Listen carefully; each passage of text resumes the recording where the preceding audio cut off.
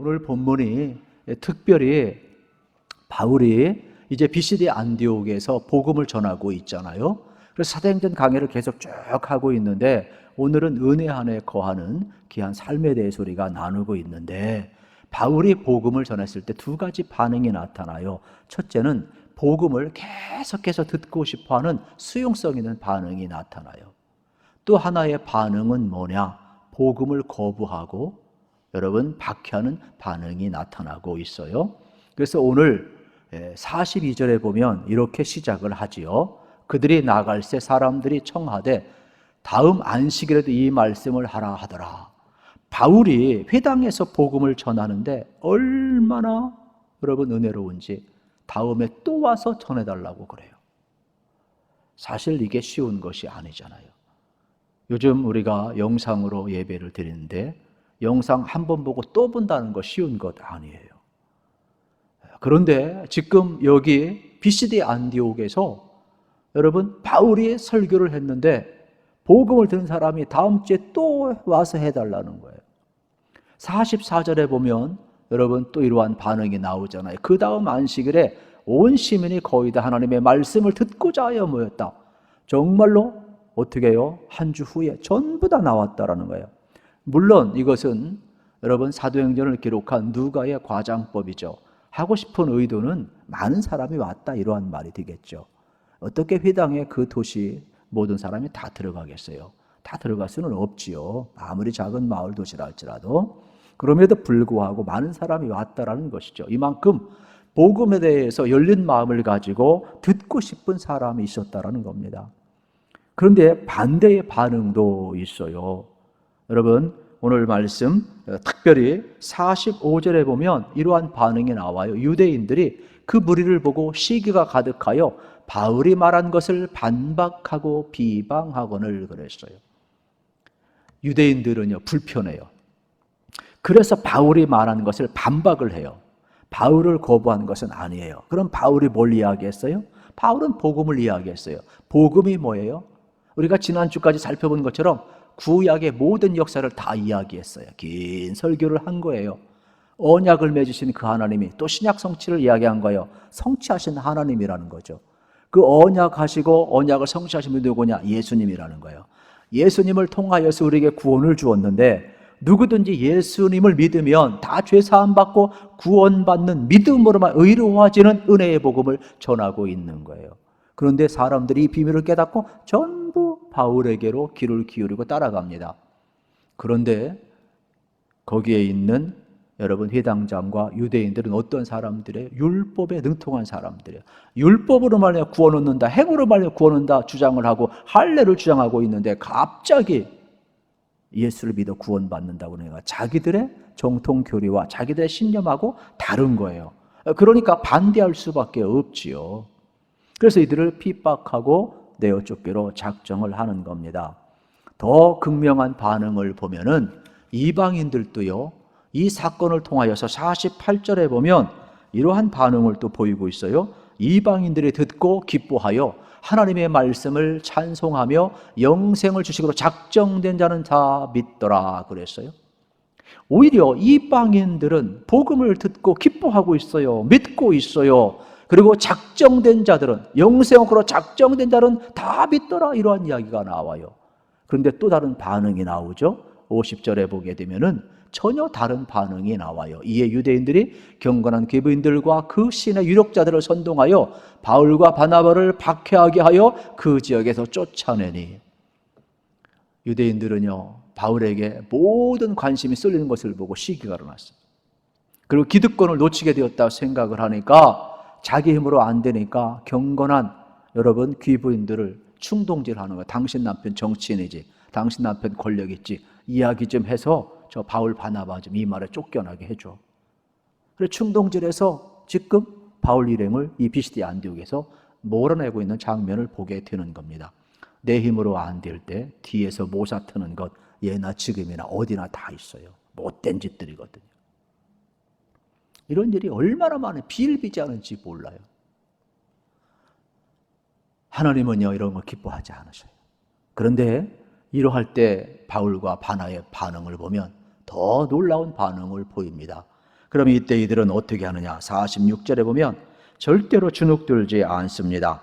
오히려 담대하게 이방인을 향하여 발걸음을 옮겨가고 있음을 우리에게 보여주고 있는 것입니다. 한 길 막혔죠. 회당에서 막히고 피시디 안디옥에 쫓겨나게 되었어요. 그러나 하나님이 또 다른 길 이고니온을 열어주는데 이고니온을 향하여 가고 있는 바울 일행의 모습을 우리는 볼 수가 있는 겁니다.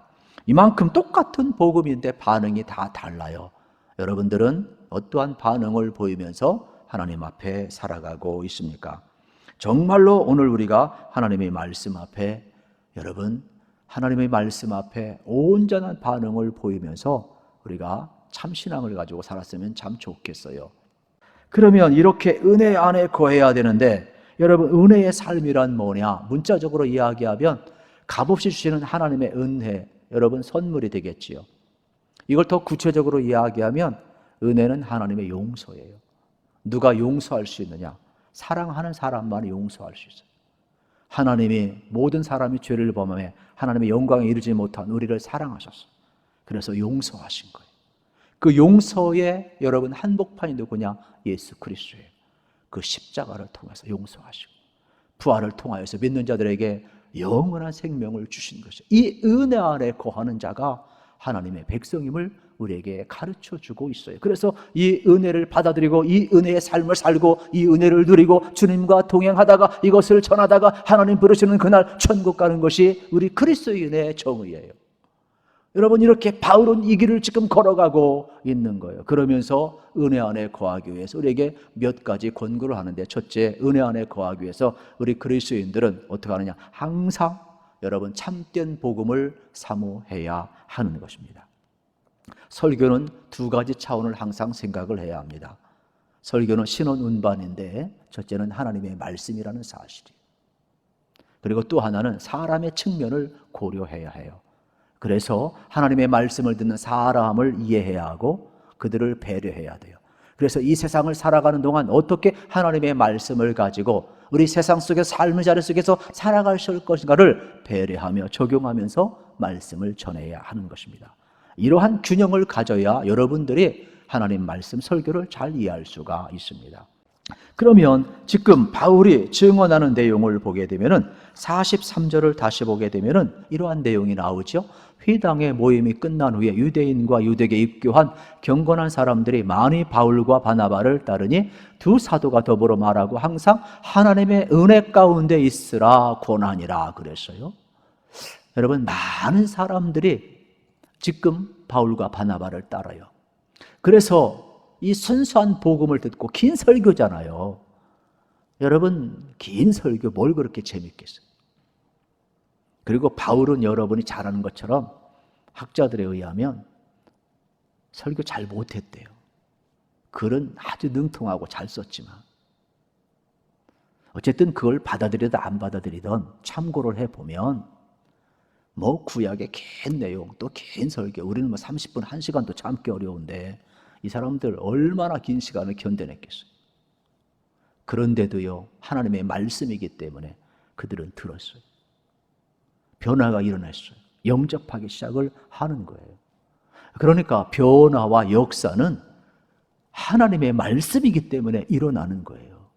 그렇다면 여러분 오늘 우리가 다시 한번 깊이 있게 생각을 해야 되는 것이죠. 바울이 전한 복음은 딴 복음이 아니에요. 예수 복음이에요. 그런데 이들이 십자가와 부활의 복음의 비밀을 풀고 믿음으로 받아들이고 십자가 속에 이루어진 하나님의 용서, 그리고 회개하고 믿는 자들에게 영원한 생명을 주시는 이 부활의 권능을 그들이 받아들이면서 여러분 그 복음 안에 머물기를 그토록 원한 거예요.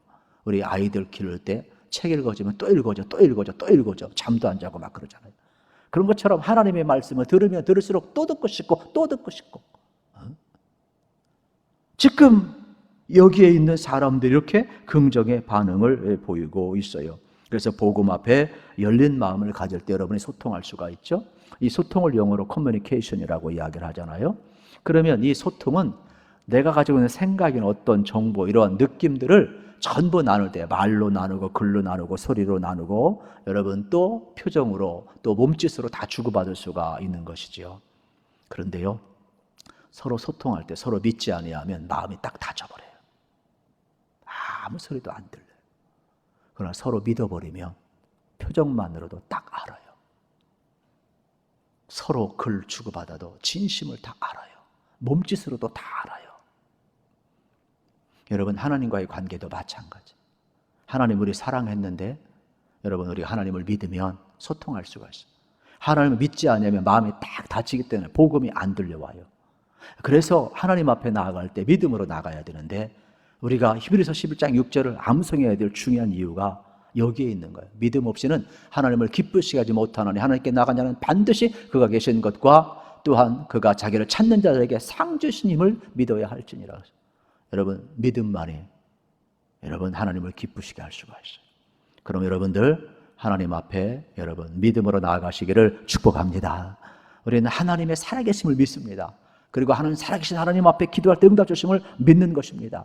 그래서 믿음 가운데 나아갈 때 우리는 서로 소통을 할 수가 있는 것이죠. 이렇게 순수한 복음의 역사를 우리는 발견하는데, 44절을 다시 한번 강조하면 실질적으로 그 다음 안식일에 온 시민이 거의 다 하나님의 말씀을 듣고자 해봤다. 얼마나 사모했던지. 말씀은요 또 듣고 싶어서 여러분 한 주간을 못 기다리고 막 갈급함이 있는 거예요. 그 갈망 가운데 또다시 모여서 복음을 듣고 있음을 볼 수가 있습니다.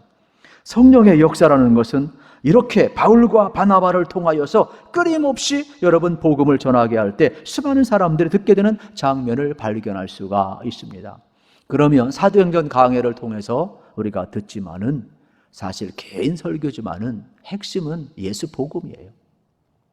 그런데 이들은 이 복음을 또 듣고 또 듣고, 구약에서 이야기했던 것이 단순히 모세의 글이 아니라 바로 예수님을 보내기 위한 약속의 말씀이었다는 깨닫고, 그리고 우리가 영적으로 무지하여서 알지 못했는데, 또 유대인들이 십자가에 못 박았는데 하나님은 그 예수님을 통하여서 우리의 죄를 사하고 구원의 역사를 이루었다. 이 사건을 믿는 자마다 하나님의 용서가 오고 하나님의 구원이 임한다는 이 복음을 들었을 때 그들은 얼마나 화들짝 놀랐겠어요. 그래서 다 같이 그들은 이 사실을 깨닫는 순간 복음을 받아들이고 회심을 한 겁니다. 그러니까 그들 안에 예수의 생명이 들어가고 있음을 발견할 수가 있는 것입니다. 둘째는 어떠한 핍박이 있어도 그리스도인들은 흔들리지 말고 하나님의 말씀을 전하며 살아야 됩니다. 사실 핍박 앞에 흔들리지 않은 사람은 없죠. 아무리 시인이 흔들리며 살아가는 것이 인생이라고 하지만 사실 힘든 거거든요. 어려움이면 힘든 거예요. 그러나 여러분 그리스도인의 삶이라는 것은 어떠한 삶이냐? 여러분들 어떠한 어려움이 와도 항상 기뻐하고 흔들리지 않는 삶, 그리고 끝까지 복음을 붙들고 복음을 전하며 사는 삶이 그리스도인의 삶임을 우리에게 가르쳐주고 있어요. 그래서 바울은 이 비시디 안디옥에서 쫓겨나면서도 그의 마음이 이렇게 전해요. 내가 이방인을 위한 택한 그릇이지만 내 동족의 구원받는 일을 위해서 너희들에게 먼저 와서 복음을 전했다.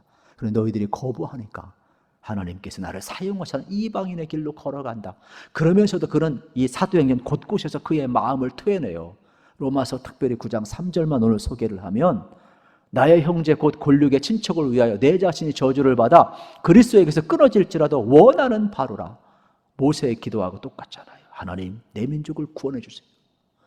내가 하나님의 끊어짐을 당해도 하나님 나라 생명체가 내 이름이 찌어지는 한이 있더라도 내 민족을 구원해 주세요. 얼마나 사랑했는지 몰라요. 그런데 알지 못하고 거부하잖아요. 그런데 바울은 끊임없이 이러한 사랑의 마음을 사도행전 앞으로도 강의하겠지만 뒤에도 이러한 마음을 계속 드러내놓고 있어요. 그러나 그들이 거부하니까 흔들리지 않아요. 흔들리지 않고 어떻게 합니까? 복음을 지금 끊임없이 전하고 있음을 발견하게 됩니다. 그래서 47절, 48절에 보면 주께서 이같이 우리에게 명하시되 내가 너를 이방의 빛으로 삼아 너로 땅끝까지 구원하게 하리라 하셨느니라 하니, 이방인들이 듣고 기뻐하여 하나님의 말씀을 찬송하며 영생을 주시기로 작정된 자는 다 믿더라. 여러분, 이방인을 위한 빛으로 누가 삼았어요? 하나님이 삼았어요. 이 내용은 이미 이사야서 49장 6절에 있는 말씀을 인용한 내용이에요.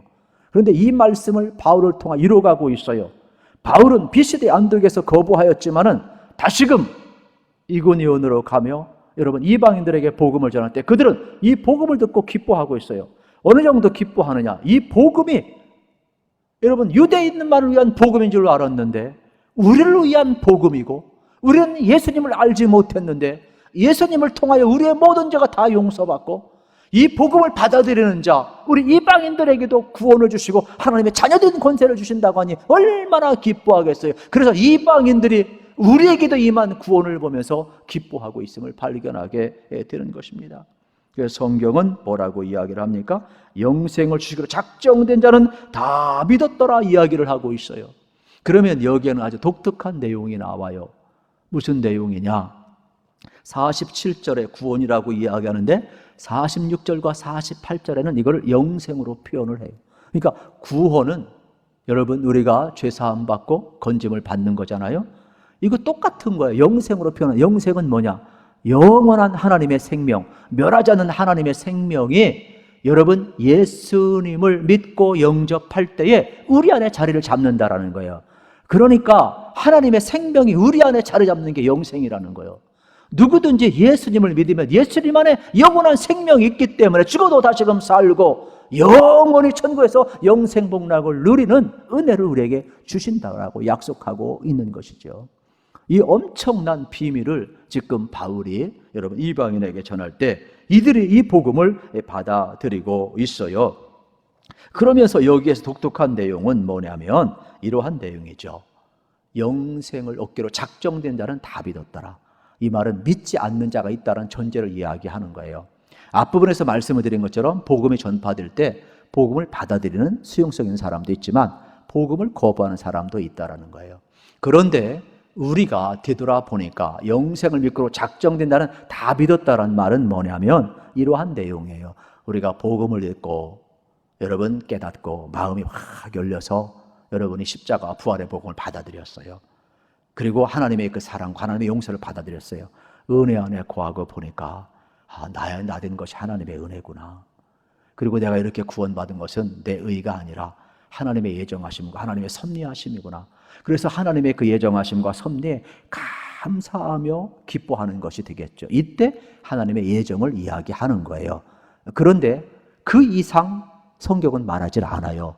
그런데 사람은 무슨 생각을 하냐? 그럼 믿지 않는 사람들은 지옥 가기로 작정된 사람입니까? 이렇게 이야기하면서 마치 똑똑한 척하면서 하나님을 잔인한 하나님으로 만들어요. 하나님은 그러한 하나님이 아니에요. 하나님은 모든 사람이 구원받기 원하는 하나님이에요. 그래서 믿지 않는 사람을 가리켜서 여러분 기계론적인 어떠한 그 예정론을 갖다 드리는 것은 그건 인간의 생각이에요. 성경은 그 이상 말하지 않아요. 그래서 그것은 뭐냐? 인간의 여러분 철학적인 사고이고 인간의 논리적인 추론이고 그거는 자기들이 생각하는 논리에 불과한 거예요.